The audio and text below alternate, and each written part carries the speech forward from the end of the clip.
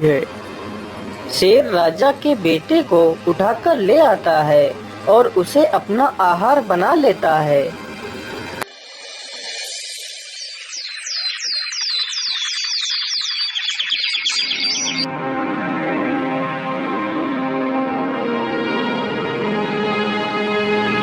हाय हाय, मेरा बेटा कहाँ गया?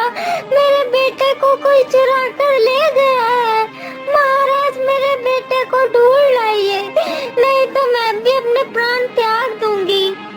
लेकिन महारानी जी, आखिर इस महल से बच्चे को कोई चुराकर कैसे ले जा सकता है? महाराज, मैं कुछ नहीं जानती, बस मुझे मेरा बच्चा लौटा दीजिए। ठीक है महारानी जी, आप शांत हो जाइए। सैनिकों, तुम लोगों के रहते हुए हमारा बच्चा गायब कैसे हो गया? जाओ और मेरे बच्चे को ढूंढ कर लाओ, नहीं तो तुम सबको फांसी पर चढ़ा दूंगा। फिर सारे सैनिक राज्य में घूम घूम कर सभी से पूछने लगते हैं। अरे घनश्याम भाई, राजा साहब का बच्चा तो कहीं नहीं मिला है। यदि वापस महल चलोगे तो राजा हमें फांसी पर अवश्य चढ़ा देगा। चलो कहीं दूसरे शहर भाग चलते हैं। यदि हम सही सलामत रहेंगे तो पैसे कहीं भी कमा सकते हैं। इतना सोचकर वह दोनों वहां से चले जाते हैं।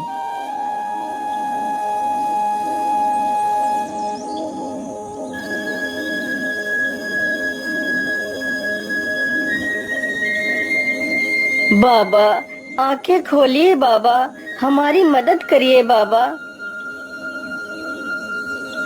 क्या बात है बेटा, कौन हो तुम और तुम्हें क्या मदद चाहिए? बाबा, मेरा नाम उन्नति राम है और मैं एक व्यापारी हूँ और यह मेरी पत्नी है। बाबा, मुझे ईश्वर ने सब कुछ दिया है, बस एक औलाद की ही कमी है। बाबा, आप ही मुझे कोई उपाय बता दीजिए जिससे मुझे संतान की प्राप्ति हो जाए। बेटा, उपाय तो है, लेकिन उपाय बहुत ही कठिन है। इसमें तुम्हारा बहुत नुकसान भी हो सकता है।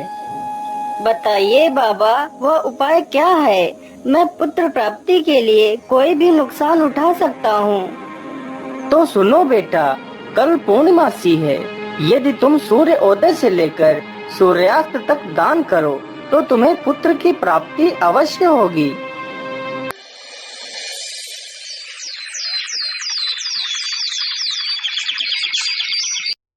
अगले ही दिन सुबह होते ही व्यापारी दान करने लगता है।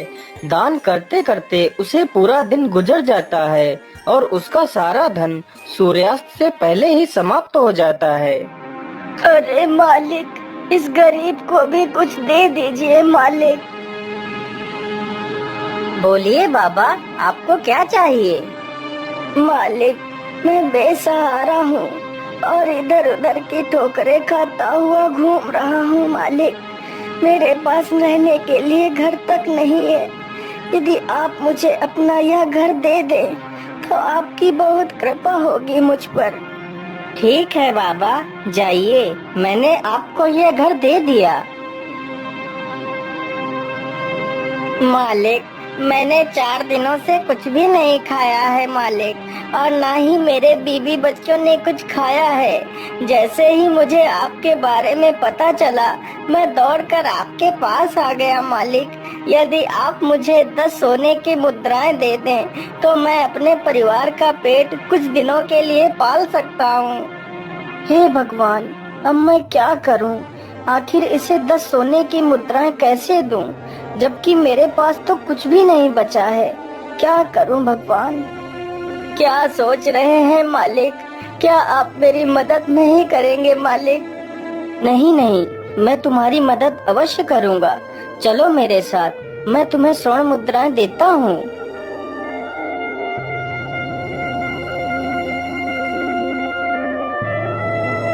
फिर उन्नति राम एक सेठ के पास जाता है।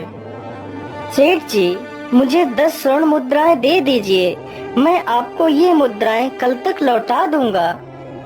मैं तुम्हें 10 स्वर्ण मुद्राएं तो दे सकता हूँ, लेकिन उसके बदले तुम्हें मेरे पास कुछ गिरवी रखना पड़ेगा। लेकिन सेठ जी, मेरे पास तो आपको देने के लिए ऐसी कोई वस्तु नहीं है। नहीं नहीं, तुम्हारे पास एक ऐसी चीज है जो तुम मुझे देकर स्वर्ण मुद्राएं ले सकते हो। लेकिन सेठ जी, मेरे पास ऐसी क्या वस्तु है? उन्नति राम, तुम अपनी पत्नी को हमारे पास गिरवी रख दो। तब तक तुम्हारी पत्नी मेरे घर का सारा कार्य करेगी। जिस दिन तुम मुझे मेरी मुद्राएं वापस कर दोगे, उस दिन तुम अपनी पत्नी को ले जा सकते हो। ठीक है सेठ जी, मैं मंजूर हूँ। मुझे स्वर्ण मुद्राएं दे दीजिए।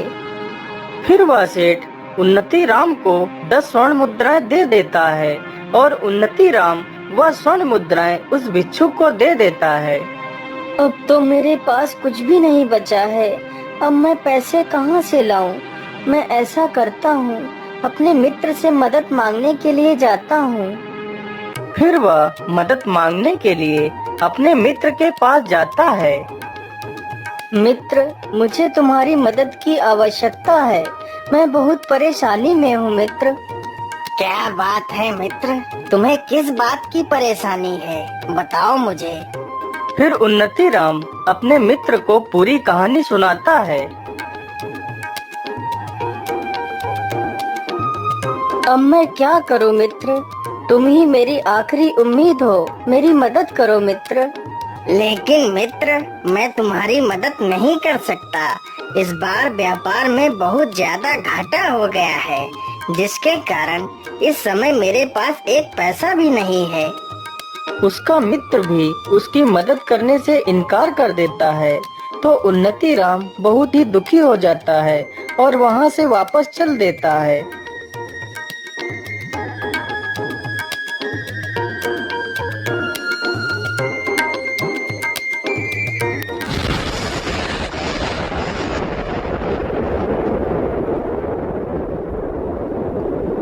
मुझे लगता है बहुत जोर का तूफान आने वाला है।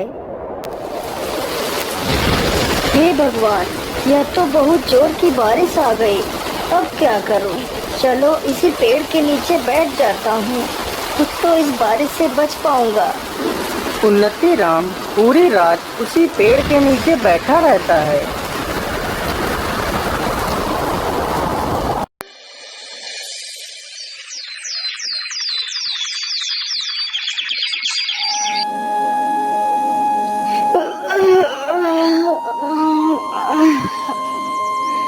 अरे, सुबह तो हो गई। चलो चलता हूँ।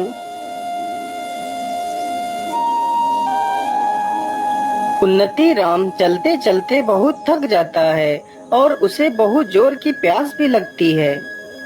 अरे, मैं तो चलते चलते बहुत थक गया हूँ और मुझे बहुत जोर की प्यास भी लगी है। मुझे लगता है वहाँ पर कोई कुआं है। चलो चलकर देखता हूँ। उन्नति राम कुएं के पास जाता है। उसी कुएं में रात के भयानक तूफान में फंसकर एक शेर और एक बंदर तथा सर्प और एक सोनार उसी कुएं में गिर जाते हैं। उन्नति राम जैसे ही अपना घड़ा डालता है, तभी शेर रस्सी को पकड़ लेता है। कौन है? कुएं के अंदर कौन है? किसने मेरे घड़े को पकड़ लिया है? छोड़ दो मेरा घड़ा। अरे मुसाफिर, मैं एक शेर हूँ। मैं रात के तूफान में इस कुएं में गिर गया था।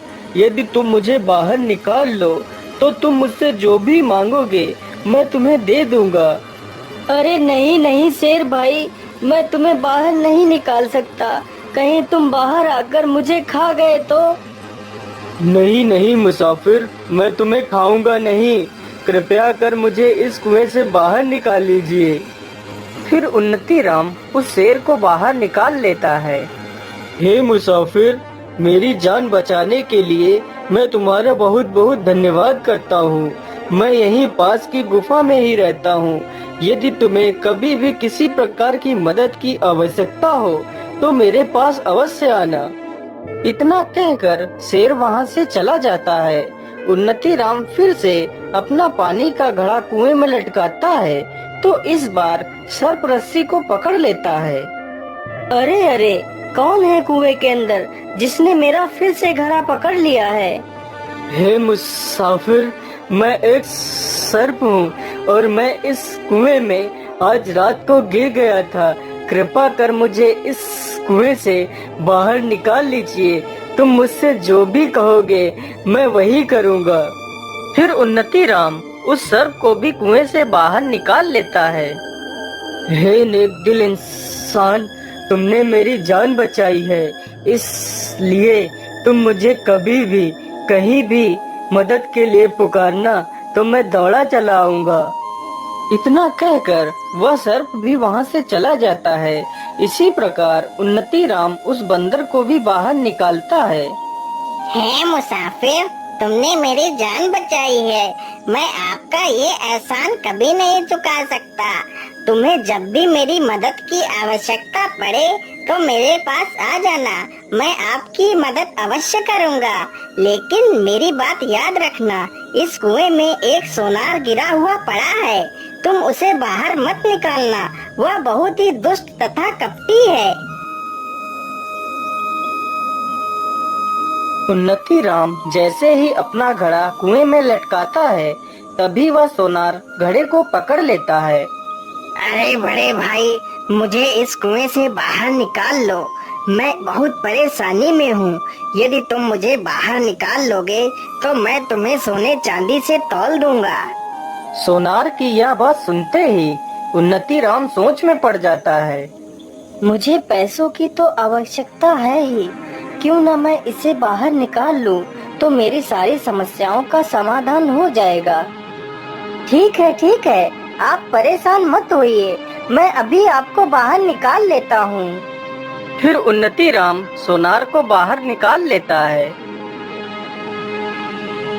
अरे मूर्ख मुसाफिर, तूने उन दुष्ट जानवरों को पहले बचाया और मुझे बाद में, लेकिन फिर भी मैं तुझसे बहुत प्रसन्न हूँ। तुझे जब भी मेरी मदद की आवश्यकता पड़े तो मेरे पास आ जाना, मैं संभल नगरी में रहता हूँ।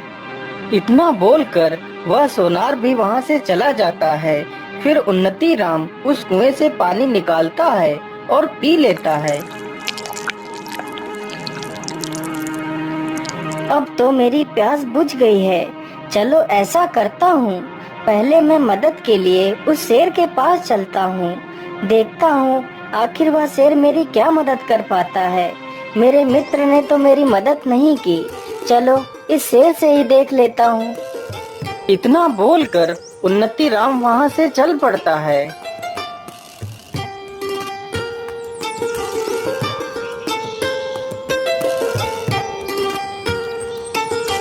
आइए आइए मुसाफिर, तुम्हारा स्वागत है। बोलिए, तुम्हारा यहाँ आना कैसे हुआ? शेर तुरंत ही गुफा के अंदर जाता है और 2 सोने के कंगन लेकर आता है। ये लो मुसाफिर, मेरे पास इतना ही है, लेकिन इतने में ही तुम्हारा काम हो जाएगा। मैं ऐसा करता हूँ, यह कंगन लेकर मैं उसी सोनार के पास जाता हूँ जिसे मैंने कुएं से बाहर निकाला था। वह जरूर इन कंगनों की सही कीमत दे देगा।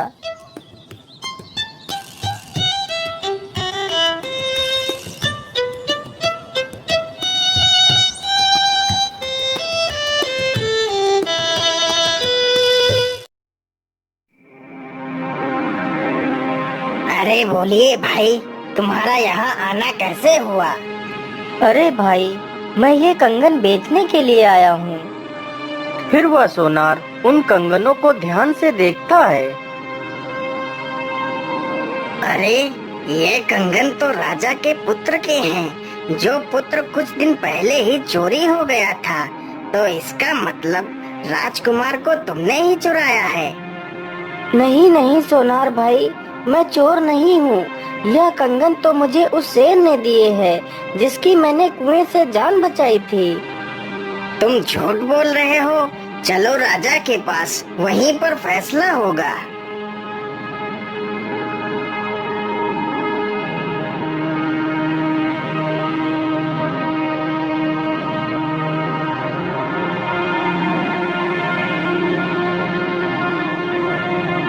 तुम्हारी इतनी हिम्मत कि तुमने मेरे बेटे को चुराया और उसके कंगन लेकर यहाँ बेचने आ गए। कहाँ है मेरा बेटा? महाराज, मैंने आपके बेटे को नहीं चुराया। ये कंगन तो मुझे एक शेर ने दिए थे। सैनिकों, यह ऐसे सच नहीं बोलेगा। इसे कारागार में डाल दिया जाए। सैनिक तुरंत ही उन्नति राम को जेल में बंद कर देते हैं।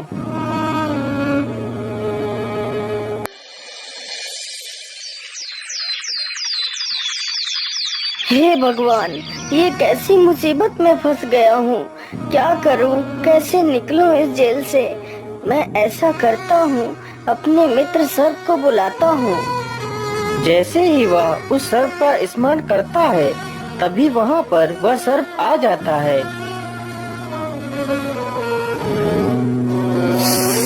बोलिए मित्र, मुझे तुमने यहाँ क्यों बुलाया है और तुम्हें इस कारागार में किसने बंद किया है? फिर उन्नति राम उस सर्प को सारी घटना के बारे में बताता है। तुम परेशान मत हो मित्र, जो मैं कह रहा हूँ उससे ध्यान से सुनो। आज रात मैं इस राजा को डस लूंगा तो राजा मूर्छित हो जाएगा। सुबह होते ही राजा को अनेकों हकीम वैद्य ठीक करने के लिए आएंगे, लेकिन मैं राजा के शरीर से जहर को उतरने नहीं दूंगा। तुम इस कारागार में बैठकर बस यही बोलते रहना कि सर्प का काटा हुआ तो मैं भी ठीक कर लेता हूँ, लेकिन मैं क्या करूँ, मैं इस जेल में बंद हूँ, क्या कर सकता हूँ। यह तो राजा का दुर्भाग्य है। फिर तुम्हारी इन बातों को कोई ना कोई सुनकर तुम्हें राजा को ठीक करने के लिए अवश्य बुलाएगा। तुम आना और चुपचाप बैठकर झूठ मूठ का मंत्र पढ़ना, तभी मैं राजा के शरीर से अपने जहर के प्रभाव को खत्म कर दूंगा। तो राजा तुम्हें इनाम भी देगा और तुम्हें आजाद भी कर देगा। उन्नति राम ने सर्प के कहे अनुसार ही किया। सर्प वहाँ से चला जाता है और राजा को डस लेता है। सुबह होते ही पूरे राज्य में हंगामा कट जाता है। कई प्रकार के वैद्य डॉक्टर सब आते हैं, लेकिन राजा को कोई ठीक नहीं कर पाता है।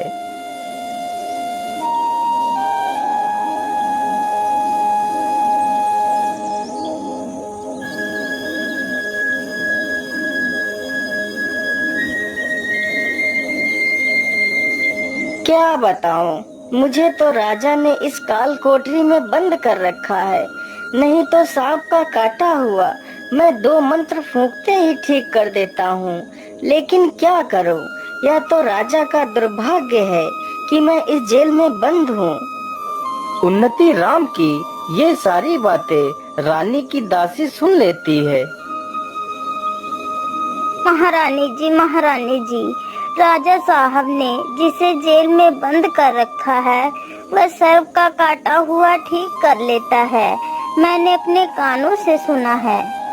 सैनिकों, जाओ और उस कैदी को मेरे पास लेकर आओ। महारानी जी, क्या बात है, आपने हमें क्यों बुलाया है? मैंने तुम्हारे बारे में सुना है कि तुम सर्प से डसे हुए इंसान को ठीक कर लेते हो। हाँ महारानी जी, मैं ठीक कर लेता हूँ। मैं तुमसे प्रार्थना करती हूँ, तुम मेरे पति को बचा लो। मैं तुम्हें अपना आधा राज्य दे दूंगी और तुम्हें आजाद भी कर दूंगी। मैं तुम्हें वचन देती हूँ, कृपया जल्दी से महाराज को ठीक कर दीजिए। मेरी आखिरी उम्मीद तुम्ही से है। महारानी जी, आप परेशान मत होइए, मैं अभी राजा साहब को ठीक कर देता हूँ। फिर उन्नति राम अपनी आंखें बंद करता है और झूठ मूठ का मंत्र पढ़ने लगता है। तभी सर्प राजा के शरीर से अपने विष के प्रभाव को खत्म कर देता है। अरे, इस चोर को बाहर किसने आने दिया? महाराज, ये कोई चोर नहीं है, इसने तो आपकी जान बचाई है। फिर महारानी राजा को सारी घटना के बारे में बताती है और उन्नति राम को अपना आधा राज्य दे देती है। मैं ऐसा करता हूँ कि 10 स्वर्ण मुद्राएं ले लेता हूँ और अपनी पत्नी को ले आता हूँ, लेकिन उससे पहले मैं अपने मित्र बंदर से भी मिलता हुआ चला जाऊंगा।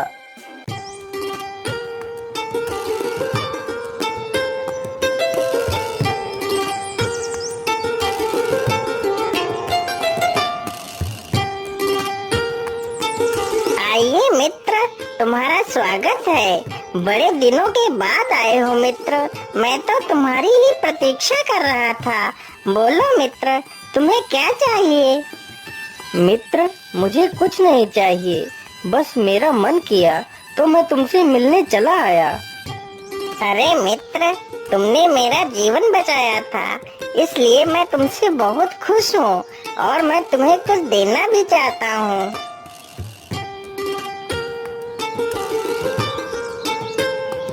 फिर बंदर 2 फल लेकर आता है। ये लो मित्र, ये इच्छा पूर्ति फल है जो मुझे भगवान शिव ने दिए थे। इस फल से तुम अपनी इच्छा बताकर जिसे भी खिला दोगे तो तुम्हारी इच्छा पूरी हो जाएगी। ये सुनकर उन्नति राम बहुत प्रसन्न हो जाता है और फल लेकर वहाँ से सीधे सेठ के पास पहुँच जाता है।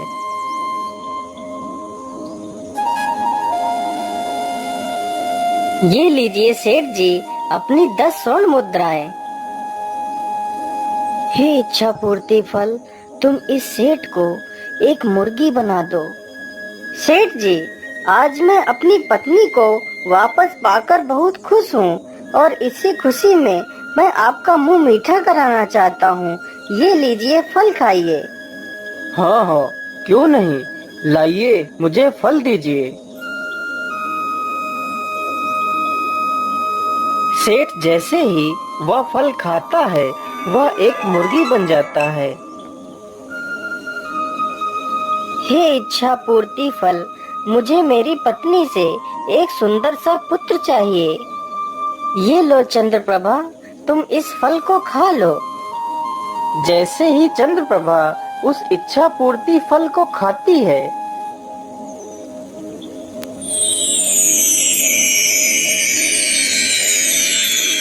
बच्चा मिलने के बाद वह दोनों बहुत ही प्रसन्न होते हैं और अपने राज्य की ओर लौट जाते हैं।